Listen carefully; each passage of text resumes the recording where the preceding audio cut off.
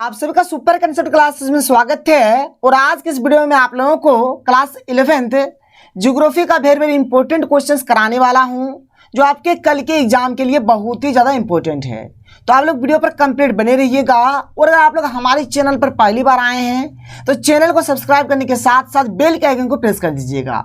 कि मृदा अपरदन के प्रमुख कारण, देखिए क्या क्या कारण है, इसमें क्या क्या समस्या हो रहा है और इसको मतलब इससे किस प्रकार से मतलब इसको बचा जा सकता है, कि निपटने का जो उपाय है, यहाँ पर उपाय भी हमें बताना है।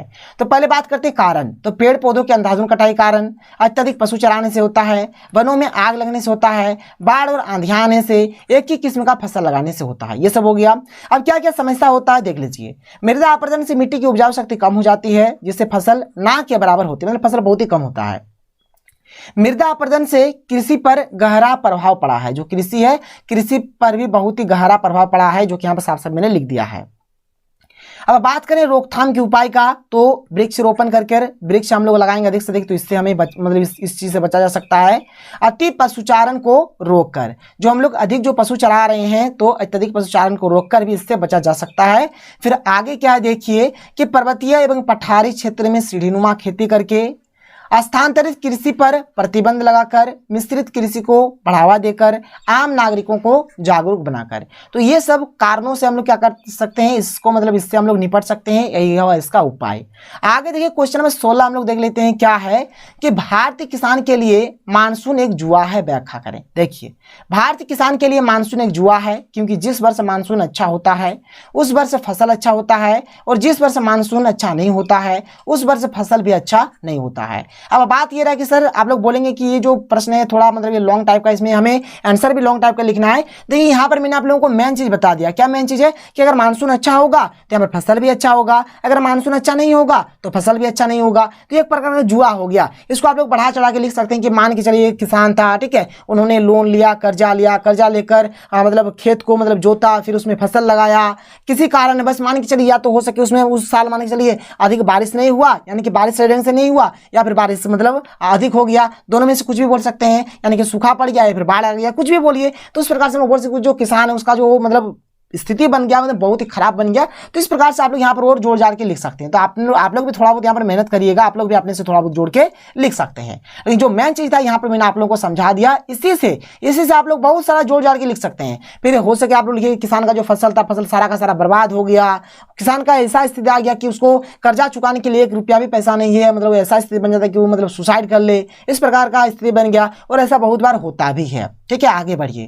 क्वेश्चन नंबर 17 क्या देखिए, भारत के विशाल मैदान को उच्चवाच की भिन्नता के आधार पर वर्गीकृत कर उनका संक्षिप्त वर्णन करें। हमारे पास पहला जो है क्या, सतलज का मैदान है, और 4 प्रकार से इसको मतलब वर्गीकृत किया गया है। सतलज का मैदान, इसे पंजाब हरियाणा का मैदान भी कहते हैं। यह अरावली पर्वत के पश्चिम तक विस्तृत है। यह हो गया एक पॉइंट।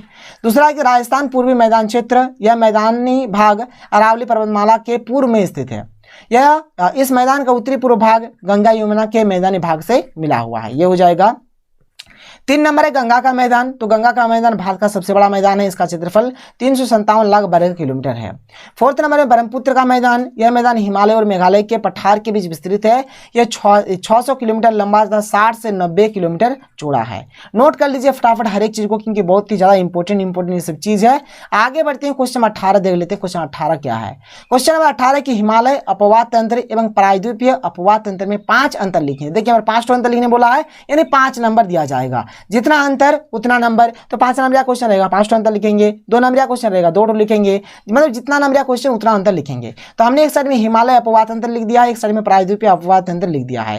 पहला है कि जो हिमालय वाला इसकी लंबाई जो है अधिक होती है, और ये जो प्रायद्वीपीय इसकी लंबाई हिमालय नदियों की तुलना में कम होती है। फिर हिमालय वाला में देखिए भारत में हिमालय की नदियां बंगाल की खाड़ी में जाकर मिलती है, और प्रायद्वीपीय नदियां बंगाल की खाड़ी और अरब सागर दोनों में गिरती है, मतलब दोनों में ये गिरती है, जो कि यहाँ पे मैंने आप लोगों को बता दिया। तो ये सब अंतर है, ये सब अंतर को आप लोग लिखिएगा। इसका देखिए 3 नंबर में क्या कि इन नदियों को वर्षा के साथ साथ हिम से भी जल मिलता है, इसलिए 12मासी नदियां होती है। और इस नदियों का जो प्रवाह होता है वर्षा पर निर्भर करती है, ये प्रायः मौसमी होती है, मतलब ये सूखा भी इसमें सूखा भी पड़ जाता है, क्योंकि मौसम अगर वर्षा होगी तो पानी उसमें रहेगा, नहीं तो नहीं रहेगा। ठीक है, कोई दिक्कत कोई प्रॉब्लम नहीं है। आगे देखिए यहाँ पर हिमालय अपवाह तंत्र में लिखा है कि जो ये होता है ये मार्ग परिवर्तन के लिए माहिर होता है। प्रायद्वीपीय क्या होता है, इसका मार्ग जो होता है स्थायी होता है, फिक्स है, उसी मार्ग में वो चलना शुरू करेगा, उसी मार्ग में चलेगा। 5th नंबर में देख लीजिए क्या है कि हिमालय के प्रमुख नदियों में कई सहायक नदियां आकर मिलती है। इसका 5th नंबर प्रमुख प्रायद्वीपीय नदियां जैसे महानदी, गोदावरी, कृष्ण तथा कावेरी में छोटे सहायक नदियां आकर मिलती है। तो ये हो जाएगा इसका सही उत्तर, सहायक लिखिएगा, सहायक, ठीक है, सहायक लिख दीजिएगा। क्वेश्चन नंबर 15 है कि पारिस्थितिकी संतुलन क्या है। तो इसका माने हो जाएगा कि पर्यावरण में विभिन्न प्रकार की जीव जंतु, पेड़ पौधे एवं मनुष्य के आपस में प्रतिस्पर्धा एवं सहयोग को पारिस्थितिकी संतुलन कहा जाता है। क्या है कि मतलब ये अब क्या होता है, जैसे कि जीव जंतु, पेड़ पौधा, मनुष्य जो है ये अपने पर्यावरण में एक रिलेशन बनाते हैं, एक संबंध बनाते हैं, ठीक है, एक प्रतिस्पर्धा रखते हैं, सहयोग करते हैं, इसी को बोला जाता है पारिस्थितिक संतुलन। आगे चलिए इसके संतुलन को रोकने के महत्वपूर्ण उपायों, इसके असंतुलन, देखिए इसका अगर असंतुलन मान चलिए कि पारिस्थितिक असंतुलन अगर हमारा हो जाता है तो इसको रोकने के महत्वपूर्ण कौन कौन से उपाय है बताना है। तो देखिए इसका उपाय क्या क्या है। पहला कि जीव जंतु पेड़ पौधों का संरक्षण, हमें जीव जंतु और पेड़ पौधों का संरक्षण करना चाहिए। जैव विविधता वाले क्षेत्र में प्रतिबंध लगा देना चाहिए। जीव जंतु एवं पेड़ पौधों के मूल आवास का संरक्षण एवं प्रतिबंध मतलब संरक्षण भी करेंगे और वहां पर रोक भी लगा देंगे। वन एवं वन्यजीव संरक्षण के कानून का पालन, ठीक है, कानून का पालन, यहाँ पर ये नहीं, कानून का पालन तक लिखिए। फिर वृक्षारोपण, हमें अधिक से अधिक मात्रा में पेड़ लगाना चाहिए। आगे बढ़ते हैं क्वेश्चन नंबर 16 की ओर। देख लीजिए क्वेश्चन नंबर 16 यहाँ पर क्या दिया गया है। तो क्वेश्चन नंबर 16 कि भारत के प्रमुख भौतिक विभागों के नाम लिखें और इनमें से किसी एक का विस्तृत वर्णन करें। यहाँ पर मैंने लिख दिया है बहुत सारा, हिमालय का पर्वतीय प्रदेश, उत्तरी मैदान, प्रायद्वीपीय पठार, ठीक है, भारतीय मरुभूमि, समुद्र तटीय मैदान, द्वीपीय समूह। तो इनमें से किसी एक पर आप लोगों को अच्छे तरीके से डिस्क्राइब करके लिख देना है। तो चलिए यहाँ पर हम लोग समुद्री तटीय मैदान पर ही लिख देते हैं। ऐसे आप लोग किसी के ऊपर भी लिख सकते हैं, कोई दिक्कत कोई प्रॉब्लम नहीं है। चलिए यहाँ पर देखिए समुद्री तटीय मैदान के बारे में यहाँ पर मैंने हर चीज को लिख दिया है। क्या है कि भारत का जो प्रायद्वीपीय पठार है पूर्व और पश्चिम में पतले समुद्र तटीय मैदान से घिरा है। पश्चिम तटीय मैदान एक पतली पट्टी है जो अरब सागर के साथ साथ फैला हुआ है तथा इसके पूर्व में पूर्वी घाट अवस्थित है। इस पश्चिमी तटीय मैदान का उत्तरी भाग कोंकण जो कि मुंबई से गोवा, ठीक है, कोंकण कहलाता है। मध्यवर्ती भाग कन्नड़ तथा दक्षिणी भाग मलाबार तट कहलाता है। ये सब जो कहा जा रहा है ये सब लिख लीजिएगा। बंगाल की खाड़ी के साथ विस्तृत मैदान चौड़ा एवं समतल है। उत्तरी भाग में से उत्तरी सरकार कहा जाता है जबकि दक्षिण भाग को क्या कोरेमंडल तट के नाम से जाना जाता है। बहुत ज्यादा इंपॉर्टेंट है, इसको आप लोग नोट डाउन कर लीजिएगा। आगे बढ़ते देखिए आगे क्या कि मृदा अपर्दन, ठीक है, मृदा अपर्दन के बारे में ध्यान सुनिएगा कि मृदा अपर्दन क्या है। देखिए मृदा अपर्दन माने क्या है कि दिन प्रतिदिन क्या हो रहा है कि मृदा ठीक है, मृदा का जो उपजाऊ शक्ति यानी कि जो उर्वरा शक्ति वो धीरे धीरे घट रही है, इसी को मृदा अपर्दन बोल सकते हैं। और इसके रोकथाम के क्या क्या उपाय है बताना है। तो देखिए मृदा अपर्दन तो मिट्टी का कटाव मृदा अपर्दन कहलाता है, अर्थात मिट्टी की ऊपरी परत का हटना या मिट्टी की उर्वरा शक्ति का कम होना मृदा अपर्दन कहलाता है। नोट कर लीजिए। रोकथाम के उपाय किस प्रकार से रोका जाएगा तो वृक्षारोपण, हम लोग अधिक से अधिक पेड़ पौधे लगाकर, अति पशुचरण को रखकर, अधिक से अधिक मतलब जो पशु जो चराए जा रहे उसको रोककर, पर्वतीय एवं पठारी क्षेत्र में सीढ़ीनुमा खेती करके, स्थानांतरित कृषि पर प्रतिबंध लगा देंगे, रोक लगा देंगे, मिश्रित कृषि को बढ़ावा देकर, जैसे कि क्या होता है कि जैसे खेत है हमारा, जैसे मतलब एक सीजन में हमने यहाँ पर टमाटर रोप दिया, एक सीजन में धान रोप दिया, एक सीजन में गेहूं रोप दिया। तो इस प्रकार से हम लोग यहाँ पर अलग अलग टाइप के यानी कि मिश्रित यहाँ पर कृषि करेंगे, अलग अलग टाइप का बहुत सारा यहाँ पर कृषि हम लोग करेंगे। फिर आगे क्या कि आम नागरिकों को जागरूक बनाकर, जो आम नागरिक होंगे उसको हम लोग क्या करेंगे यहाँ पर जागरूक बनाएंगे। आगे बढ़ते हैं क्वेश्चन 18 की ओर चलते, देख लीजिए क्वेश्चन 18 यहाँ पर क्या है। क्वेश्चन 18 है कि उत्तर भारतीय नदियों की महत्वपूर्ण विशेषता क्या है। यह प्रायद्वीपीय नदियों से किस प्रकार भिन्न है।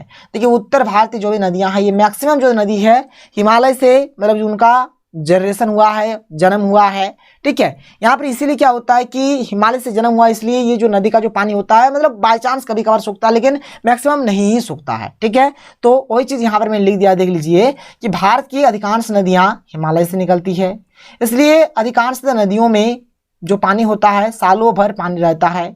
कुछ नदियां पठारी भागों से निकलती है जो गर्मी के दिनों में सूख जाती है। उत्तर भारत की नदियां अधिकांशतः मैदानी भागों में बहती है जिसके कारण इन नदियों से नहरें निकाली जा सकती है, ठीक है। ये सब चीजें एक्चुअल बात क्या हो गया कि अधिकांश जो नदी हुआ मैदानी भागों में बहती है और मैदानी भागों में अगर बहेगा तो उसको आसानी से हम लोग वहां से नहर निकाल सकते हैं, ठीक है। उत्तर भारत की अधिकांश नदियां जैसे गंगा, सिंधु और ब्रह्मपुत्र की सहायक नदियां हैं। सिंधु नदी अरब सागर में और गंगा तथा ब्रह्मपुत्र बंगाल की खाड़ी में गिरती है। दक्षिण भारत की नदियां उत्तर भारत की नदियों से भिन्न है। दक्षिण भारत की नदियों में सालों भर पानी नहीं रहता और न ही ये नदियां समतल भागों में बहती है, इसलिए इन नदियों में न नावें चलाई जा सकती है और न ही नहरें निकाली जा सकती है। जबकि उत्तर भारत की नदियों की स्थिति ठीक इसके विपरीत है, क्योंकि यहाँ पर जो हमारा ये जो उत्तर भारत वाला होगा, यहाँ पर हम लोग नहर भी बना सकते हैं, नाव भी चला सकते हैं, क्योंकि ये मैदान वाला है, ठीक है, और पानी भी नहीं सूखता है। तो ये बात यहाँ पर हो जाएगा, क्वेश्चन नंबर 18 का ये हो जाएगा इसका सही उत्तर। कि भारतीय जलवायु के मुख्य विशेषताओं का वर्णन कीजिए, कि भारत का जो जलवायु है उसका क्या क्या विशेषता है। तो देखिए पहला पॉइंट कि भारतीय जलवायु की सबसे महत्वपूर्ण विशेषता यह है कि भारत में हर तरह का मौसम पाया जाता है, जैसे कि सर्दी, गर्मी, बरसात, बसंत ऋतु इत्यादि सब के सब। भारत में हर तरह के वन पाए जाते हैं, जैसे कि अर्ध पर्णपाती वन, पूर्ण पर्णपाती वन। भारत में रेगिस्तान भी पाया जाता है, देखिए भारत में रेगिस्तान भी पाया जाता है। भारत में ऐसा जगह जहां पर सबसे अधिक वर्षा भी होती है, भारत में ऐसी जगह जहां पर वर्षा ना के बराबर होती है। भारत में रामपुर, चेरापूंजी जैसे शहर भी पाए जाते हैं जहां 24 घंटे बारिश होती है। तथा जैसलमेर जैसा रेगिस्तान भी है जहां सिर्फ रेत ही रेत दिखाई देती है। तो ये सब आप लोग नोट कर लीजिए। आगे बढ़ते हैं, क्वेश्चन नंबर देख लेते हैं 17। देखिए क्वेश्चन नंबर 17 हमारे पास क्या है।